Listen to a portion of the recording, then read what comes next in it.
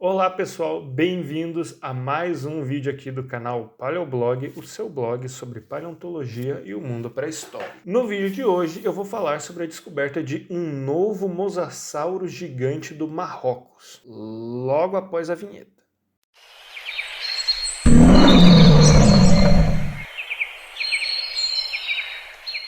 Antes de começar, como já é de praxe, eu venho aqui pedir para você já curtir o vídeo, se inscrever no canal se você não for inscrito, né? E depois que terminar de assistir, comentar, compartilhar com os amigos, etc. Isso ajuda demais o Paleoblog a crescer aqui no YouTube, né? E vamos em direção ao objetivo de 1000 inscritos, né? Será que a gente chega até lá esse mês? Não sei. Vamos ver. Agora para a notícia. Os mosassauros foram répteis marinhos enormes que caçavam pelos oceanos da Terra durante o período Cretáceo. E eles se tornaram alguns dos maiores predadores marinhos do seu tempo. Apesar de às vezes serem chamados de dinossauros marinhos, os mosassauros não eram dinossauros. Na verdade, eles pertenciam a um grupo chamado de Squamata, que é um grupo que inclui aí, por exemplo, cobras e lagartos. Sim, basicamente os mosassauros eram grandes lagartos marinhos. Ainda se discute se eles seriam evolutivamente mais próximos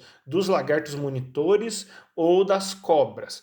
Se bem que nas filogenias mais recentes que eu tenho visto, eles têm colocado realmente os mosassauros como mais próximo ali das serpentes mesmo. De qualquer forma, eles eram esquamata, não eram dinossauros. Os fósseis desse novo mosassauro, eles foram encontrados então no Marrocos, na bacia Oulad Abdoun, na província de Couribga.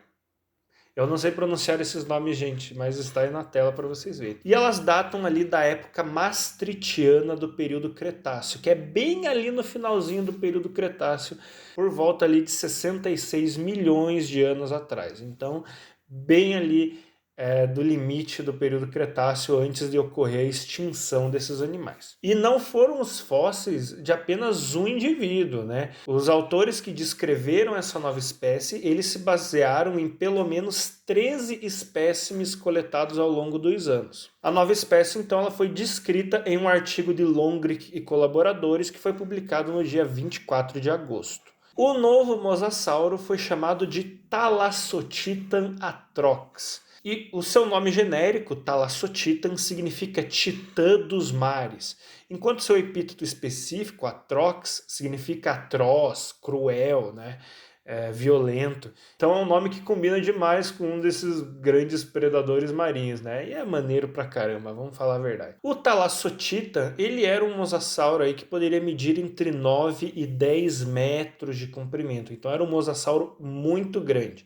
Não é o maior dos mosassauros. O maior dos mosassauros ainda é o gênero Mosasaurus, né? Os indivíduos poderiam medir ali por volta de 16 metros de comprimento, né? Que são as estimativas mais conservadoras, né? Falam ali de 15, 16 metros de comprimento. Algumas estimativas mais exageradas falam de 20 metros de comprimento, mas talvez essas estimativas não estejam tão corretas assim, mas enfim, 15, 16 metros de comprimento parece ter sido o tamanho máximo aí para os maiores mosassauros. Thalassotitan ele só tinha aí no máximo uns 10 metros de comprimento, o que ainda é um predador de respeito, vamos combinar. E o Thalassotitan ele apresenta algumas características que indicam aí um pouco do seu lugar na cadeia alimentar marítima do período Cretáceo. Em primeiro lugar, o Thalassotitan tinha uma mandíbula muito forte. Então, uma coisa que é comum nos crânios de esquamatas são as cineses cranianas. Basicamente, as cineses cranianas é um movimento dos ossos dos crânios de alguns animais, porque esses ossos não são fixos. Então, se vocês já viram, por exemplo, uma cobra engolindo uma presa maior do que ela, vocês devem ver que o crânio dela ele se mexe, ele se abre, né? Ele se expande. Isso porque vários dos ossos dos crânios delas possuem aberturas, né? Possuem ali fissões, elas não são completamente conectadas, né? Uma peça de osso maciço, né? Elas são bem soltinhas, que é justamente para quê? Para esses ossos eles se deslocarem e essas cobras conseguirem engolir presas bem maiores, né? E isso também é visto em vários lagartos também e até em alguns mosassauros. No caso do Thalassotita, as cineses cranianas deles eram bastante reduzidas, né? O que significa que o crânio dele tinha uma movimentação, assim, uma expansão bem menor. Mas isso tinha uma vantagem. Crânios com cineses cranianas reduzidas, eles são mais fortes, né? Então, apesar de não conseguir engolir presas muito maiores, o Thalassotita, ele conseguiria ter uma mordida muito mais forte, né? Então, para se alimentar de presas grandes, né? Poder rasgar pedaços, poder morder, quebrar ossos, etc, né? Então, ele tinha essa vantagem. Os seus dentes também eram bem robustos em formato cônico e lembravam bastante, inclusive, os dentes de orcas, segundo os autores, o que é uma característica aí de um animal que vai predar grandes animais marinhos. Inclusive, vários desses dentes apresentam marcas de desgaste e alguns desses dentes, inclusive, estavam quebrados, né? O que indica que o Thalassotita estava se alimentando ali de animais bem duros, vamos dizer assim, né? Se ele só se alimentasse de peixes, né, ele não teria essa quantidade de abrasão nos dentes, né? De acordo com os autores, o Thalassotita ele provavelmente se alimentava de grandes presas e presas com ossos, né? Com ossos bem resistentes. Então, por isso, todas essas marcas de abrasão e desses dentes quebrados. Lembrando que para um réptil, um dente quebrado não é tão problema porque eles estão sempre repondo dentes, né?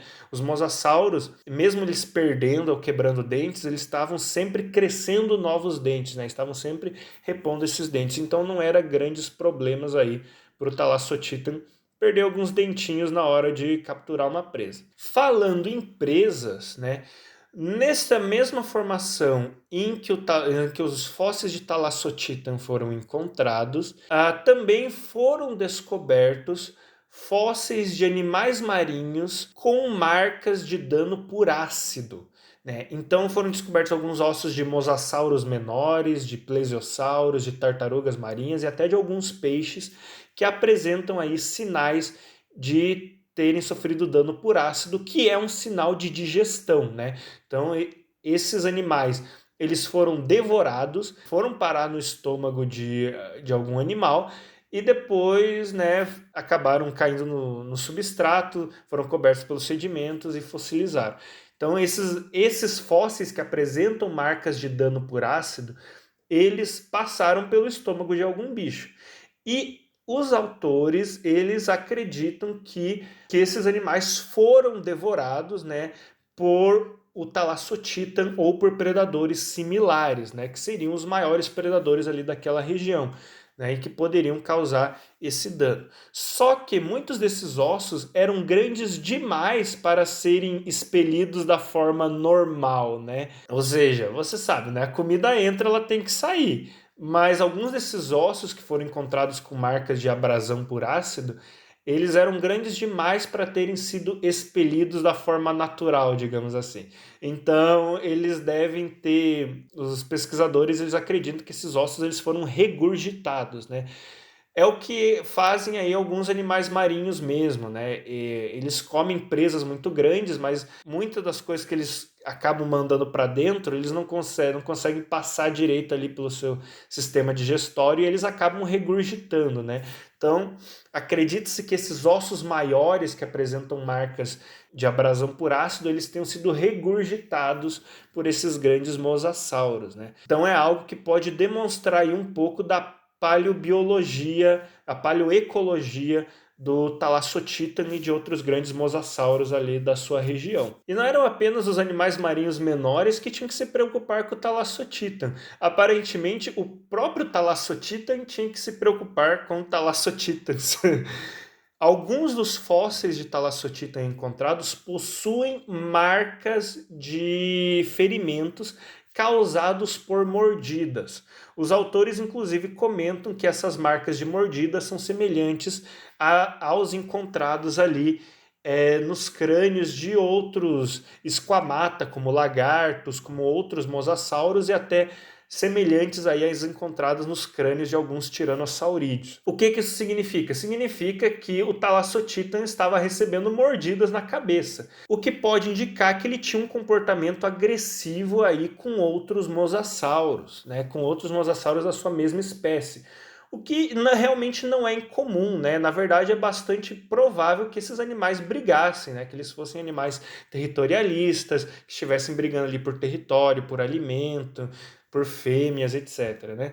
Então é muito provável que esses Thalassotitans que tenham marcas de mordida, né, eles tenham sido atacados por outros Thalassotitans que estivessem competindo ali pelo mesmo território e pelos mesmos recursos, né? Todas as informações levantadas aí pela descrição desse novo fóssil do Thalassothitan dos novos fósseis do Thalassothitan indicam que esse animal ele desempenhava um papel de predador de topo de cadeia. Então, o Thalassothitan ele era o maior predador ali do seu ambiente. Então, ele caçava grandes presas. Inclusive, os autores desse artigo eles citam que o Thalassothitan ele teria se comportado, né, ocupado um nicho ecológico muito semelhante ao das orcas e ao de tubarões brancos, que são alguns dos grandes predadores de topo de cadeias alimentares nos oceanos atuais, né? Então, o Thalassothitan ocuparia um nicho ecológico muito semelhante aos desses animais. O que faz o Thalassothitan um animal muito impressionante. Então é isso, galera. Eu espero. Era essa a notícia que eu tinha para compartilhar com vocês. Talvez o vídeo de hoje tenha sido meio curto se comparado aos outros, né? Mas espero que mesmo assim vocês tenham gostado. Comentem aí o que vocês acharam dessa notícia. E não se esqueçam de curtir o vídeo, se inscrever no canal se você não for inscrito. E compartilhe esse vídeo com os amigos também, que isso me ajuda demais. Né? E eu gostaria de deixar aqui um agradecimento especial ao Marcos Pinheiro, que me ajudou um pouco aí na leitura desse artigo, né? Abraço, Marcos. Sigam o Marcos no Instagram, ele sempre faz umas postagens muito legais sobre paleontologia lá também. Então, é isso. Muito obrigado pela atenção e até a próxima. Muito obrigado por ter assistido esse vídeo até aqui. Se gostou, peço que deixe seu gostei aí embaixo e que compartilhe com os amigos. E se sinta livre para deixar seu comentário, dúvida, sugestão ou correção aí na seção de comentários. Também não deixe de nos seguir nas redes sociais e de acessar o nosso blog para ler mais matérias e notícias sobre a paleontologia. E se estiver gostando de nosso trabalho de divulgação científica, considere se tornar um apoiador. O Paleoblog se mantém graças ao apoio do público. Então, se quiser que continuemos com o nosso trabalho de divulgação científica, considere contribuir com qualquer valor através da chave Pix que está aparecendo aí na tela, paleoblogbr@gmail.com. Muito obrigado e até um próximo vídeo.